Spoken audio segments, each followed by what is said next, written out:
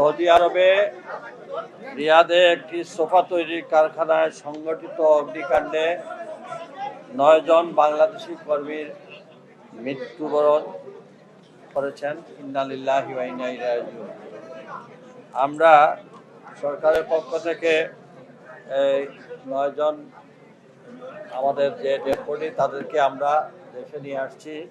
এখন আমরা তাদের আত্মীয় স্বজনের কাছে আমরা পৌঁছে দেব এবং তাদের বাড়ি পর্যন্ত পৌঁছানোর জন্য সরকারের পক্ষ থেকে আমরা অ্যাম্বুলেন্স এবং তাদের দাফন কাফনের জন্য আর্থিক সহযোগিতা দেওয়া হবে এবং একই সাথে তাদের কিছু ওয়ারিশানদের তালিকা এখনো আমরা পাই নাই। এই ওয়ারিশানদের তালিকা পেলেই আমাদের আর্থিক যে সহযোগিতা সেটা তাদের সেই ওয়ারিশানদের হাতেই আমরা তুলে দেব ইনশাআল্লাহ। এবং আমরা সবাই দোয়া করি আল্লাহ তাআলা যেন তাদেরকে রেস্ট নসিব করে এবং তাদের সুখসমৃদ্ধ পরিবারের প্রতি আমরা গভীর সমবেদনা জ্ঞাপন করছি।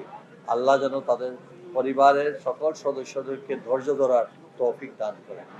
একই সাথে আমরা শুধু এই আর্থিক সহযোগিতা নয়, আমরা আমাদের মন্ত্রণালয়ের পক্ষ থেকেও আমরা তাদের পরিবারকে কিভাবে আরও সহযোগিতা করা যায় সে বিষয়েও আমরা চিন্তা ভাবনা করছি।